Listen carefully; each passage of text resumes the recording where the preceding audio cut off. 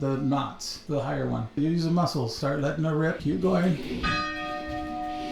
Oh, it takes a lot more than I expected. Yes. We want to let the town know that we're leaving the church, getting ready to go explore coffee here in Naalehu, so we're ringing the bell. Right here? Yep. Honuas. Been in the store yet? No? No. Me neither. All right, let's go inside here. We'll go inside here. Coffee guy. This is Father William, right? He's across the street. Gotcha. And he's never really liked coffee.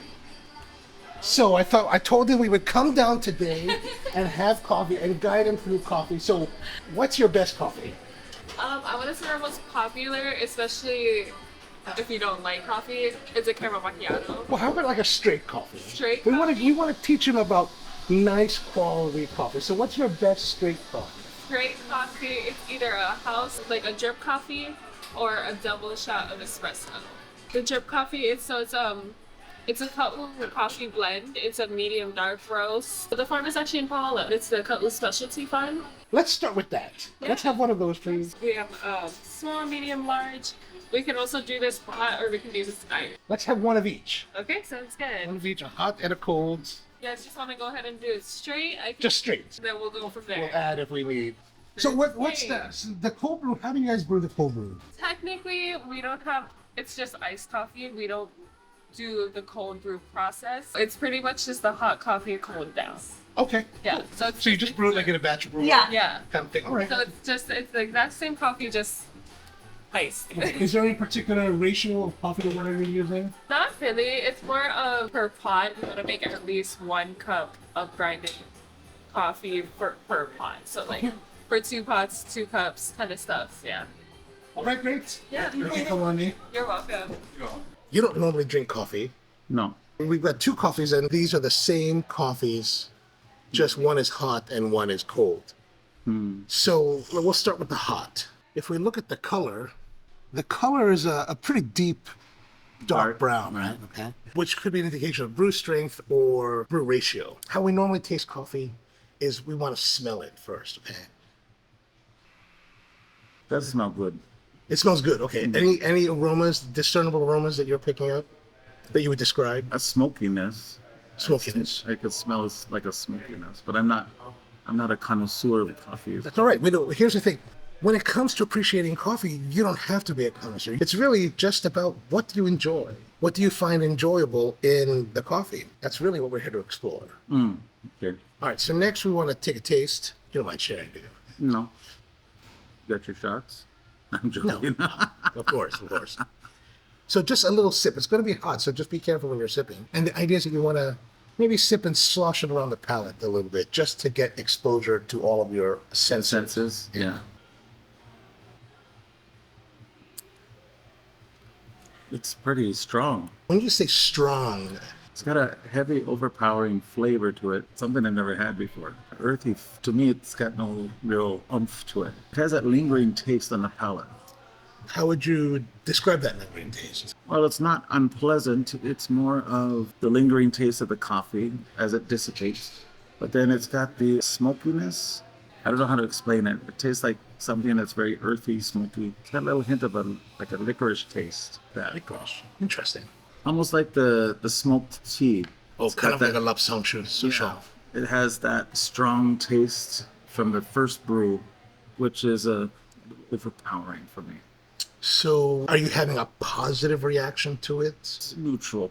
A neutral. Yeah, something I can get used to, but this is like literally the first time I've had coffee, besides a little sample here and there. And of course, coffee ice cream. Of course. Very different. Of course. It's nothing that's not unpleasant. Maybe a lighter roast would have been nicer for me. This is dark roast, She said medium to dark. but it looks pretty dark to me. It's strong for me. Yes. 'Cause like I said, I'm not used to it. Let's try the cold brew, iced coffee.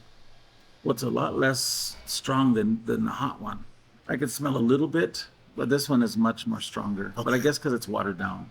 Well, I don't know if it's watered down, but when it's hot, it's Flavors still, come off. the steam is still coming off it, right? So it's yeah. But okay, give it a taste.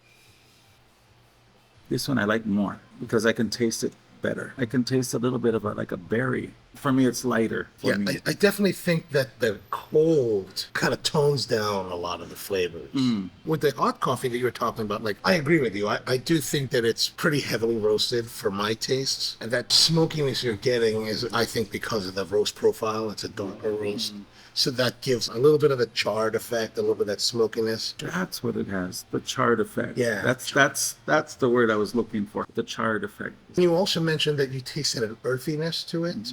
That earthiness to me is indicative of something that we call CBB damage. And CBB damage is the coffee berry borer, which is this little like insect that burrows through the coffee. That gives that earthy, muddy kind of taste to the coffee because the coffee's damaged. So you think that happened with this as well?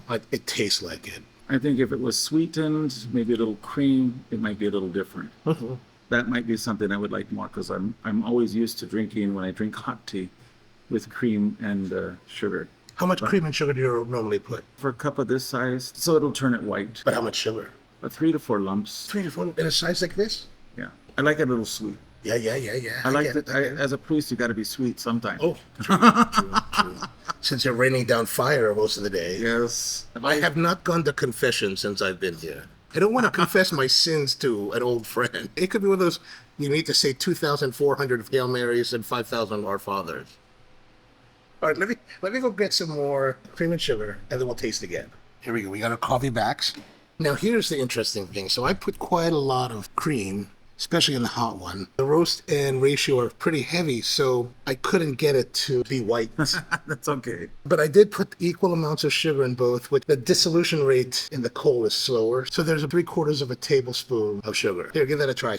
It's not as strong. I guess it's diluted a little bit because of the milk or the cream. Oh, yeah. I like that. Yeah, that's definitely been toned down and and softened by the cream and sugar. But I also think that the intensity of the flavor has also been diminished. Now it's a much more diluted taste. For me, it's more palatable. But it's good. It's nice. All right, let's try the other one. Try the other one. I like the hotter one.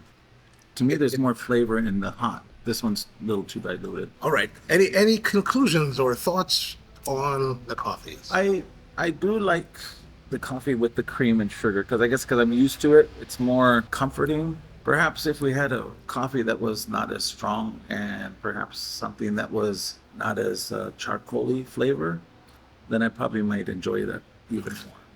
Well, we're gonna go and try a couple more shops and see if we can find out. Hopefully, we can find something that will convert Father William into a coffee drinker. They're so nice here. Okay, next we're going to Kamalani. I think it's called Kamalani. So how do you like being in this town? It's nice, but good. Honua Bake Shop. This is my favorite bake shop in the world.